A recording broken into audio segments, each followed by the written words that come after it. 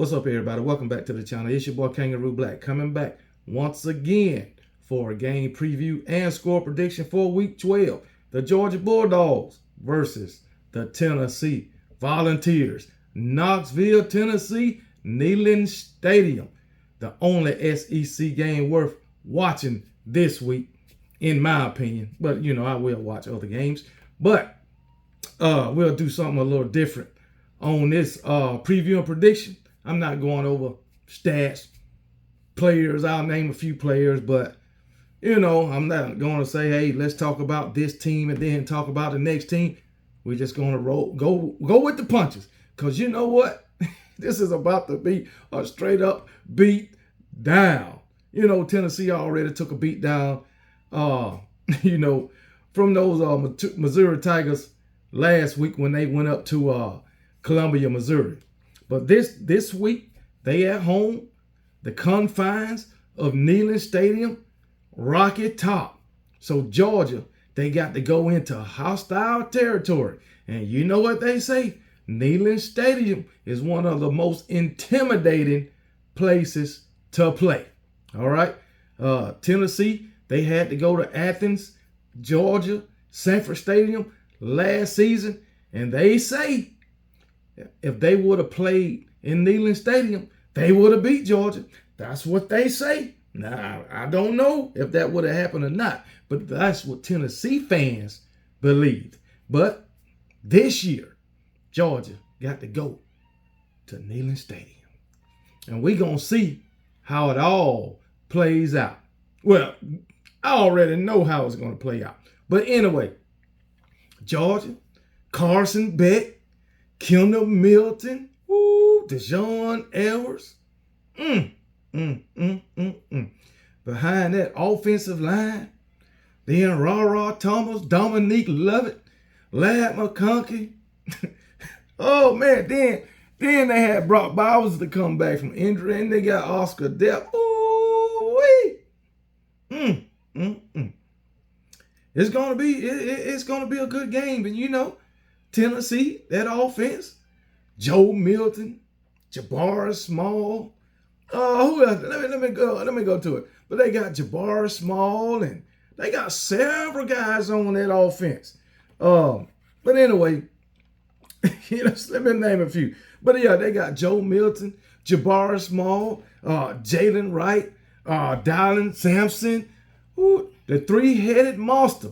Now that's Jabari Small, Dylan Sampson, and Jalen Wright. That's the three-headed monster. Those guys was averaging over 200 yards a game rushing at one time. But not no more. That running game has disappeared. The three-headed monster has disappeared as of late. Now, they might show back up against this Georgia defense. I doubt it, but they might, you know. But they still got Squirrel White running around. You know, they lost Brew McCoy. I hope he's, you know, on the up and up. But they lost Brew McCoy at the wide receiver position. All right. And then, you know who else Tennessee got? They got a headhunter, and daggone, what's his name? On the defensive side of the ball, James Pierce. He's supposed to be a headhunter. This man got 11 and a half sacks on the season. Then they got Norman Lott, who's supposed to be a headhunter. But guess what? Them damn Georgia Bulldogs got some headhunters on that defense too now. Come on now. You can't shortchange them. But like I always say, in that front seven of this 2022 Georgia defense, they don't have that one superstar player. They doing it by committee. But you know what? They got a little injury there in Dumas Johnson. So they might miss him this game. I doubt it though. But anyway, that secondary, Malachi Starks, Javon Bullock. So Georgia, we already know Georgia got some studs all over the field, offensively and defensively. Tennessee, they don't have as many. And then the worst part for these Tennessee Volunteers, they got Georgia got Kirby Smart lurking on the sidelines, while Tennessee got a fucking Josh Heupel. I mean, damn. I mean, come on, man. But anyway, it is. It is what it is, baby. It is what it is. I'm going to tell you, this is what I believe. Tennessee, y'all don't stand a damn chance. It's just that way. It's just that way. I'm sorry, whether it was in Sanford Stadium, Neyland Stadium, y'all don't have a chance. Your only hope, Tennessee, is to get that same officiating crew you had in Neyland Stadium when you played Alabama last year. That is the only chance you got. I'm telling you. And guess what? I even brought up the damn weather report for daggone Saturday. Y'all play, I believe, at 7. Well, your prime time, I know that. Is your prime time? Let me see what time you play. I don't even know what time you play. Matter of fact, let me get to it. Let me see what time you play. I'm finna find out. But I don't care what time you play. You're going to get your ass whooped, Tennessee. So, yeah, it is that way. It just be what that way sometime, man. But let me see what time Georgia going to whoop y'all ass. Oh, shit, man. Oh, y'all play at 3:30. Okay. So, I brought up the weather report. 3:30.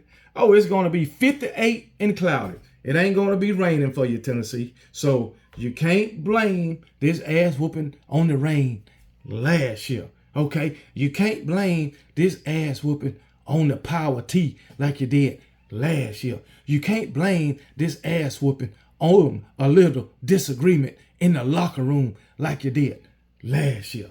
I know that for a fact. All right, Georgia Bulldogs, they got the better quarterback. All right, in Carson Beck, 1,000 times better than Joe Milton. Plain and damn simple. As a matter of fact, damn 99% of the Tennessee fan base done jumped off the Joe Milton bandwagon anyway. So, hey, y'all having doubts about Josh Heupel and wondering why he can't win on the road? Well, you probably start wondering after this game why he can't win at home. Because you better get your ass whooped. I'm telling you. I am telling you. And it ain't going to be pretty.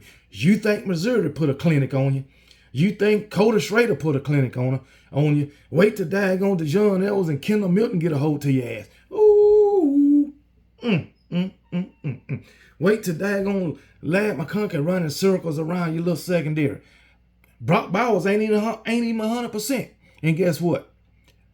He'll probably be able to get at least I'm going to give him 60 yards receiving, and he ain't even 100%. Matter of fact, first game back last week, I think he had 30-something yards receiving on 3 catches. So I'm going to give him 75 to 80 yards on y'all with about 4 or 5 catches. I'll do that.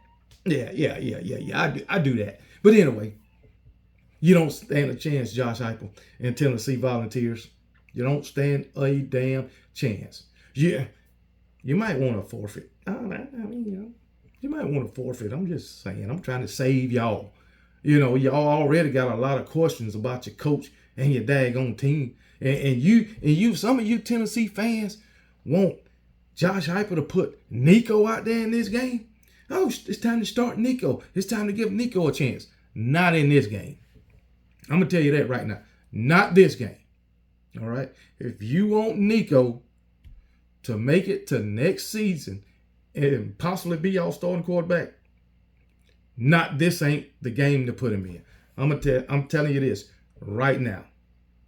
And I looked at Tennessee and Georgia coming into this game undefeated. And I looked at Tennessee's record. And Tennessee's best win is against either A&M or Kentucky. Both of those teams are 6-4. Those are your best wins, Tennessee. I mean, your other wins against 1-9 Virginia. All right. UTSA, you beat them. They 7-3, but they out the American Conference. You should beat them. And then you got South Carolina, you beat 4-6. And then UConn 1-9. Your other two, 6-4 A&M and 6-4 Kentucky. So those are your best wins.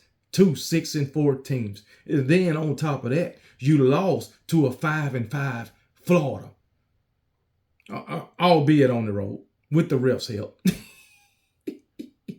That's what y'all say. The refs help you. Help Florida beat y'all. Just like y'all said, the refs help Alabama beat y'all. All right. So what's going to be the excuse this week? You at home in Neyland Stadium.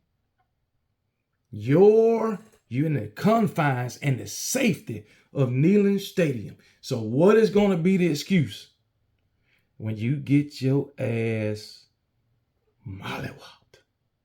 What is going to be the excuse? It can't be the refs. You at home in Neyland Stadium. It can't be the SEC. It can't be the NCAA. I mean, don't blame it on the refs throwing all these flags, because you get all these flags thrown on you every week, whether you're at home or on the road. That's all I know. But I ain't going to be too long. I want to go ahead and make my score prediction. Tennessee, it's going to be hard on you, buddy. I do know that. It is going to be hard on y'all this week. And I like to say, oh, it's going to be tough sledding. It's going to be more than that, baby. But anyway, considering the fact that Missouri beat the hell out you to the tune of 36-7, I feel like Georgia, it's inevitable. Whatever how you say it, inevitable. Yeah. It's inevitable. Georgia is going to put a 50-piece on you, okay? A 50-piece. And I'm going to give y'all, with Joe Milton, Squirrel White, Jalen Wright, and who else you got? Ramel Keaton and all those guys. I'm going to give y'all, I'm being generous, 10 points. All right, even though you didn't get 10 on Missouri, I'm going to give y'all 10 points. But Georgia going to put up a 50-piece on you, and I just can't wait to hear the excuses. I just can't wait. I might even have me a special shirt made for this game. I just might. And I might put on my special shirt when the clock hits 0. Because I already know what's going to happen. Just like everybody else. And I know you Tennessee fans know what's going to happen. But Georgia will put up a 50-piece on you. And I'm going to give them 56. Let's write that down. 56 for Georgia. 10 for Tennessee and Josh Heupel. And guess what? I'm going to tell you right now. When Kirby Smart take the starters out and put his back up in, he's doing the same thing. So when Brock Vandagriff go in the game, or Gunnar Stockton, they still going to be throwing the ball. They still going to be passing it around, pitch and catch, baby. Yes. So Tennessee, I was nice, 56-10. They might even be like South Carolina and put a 60-piece on y'all bum asses. I think Kirby Smart might just try to run Josh Heupel out of Rocky Top. Roll damn Tide.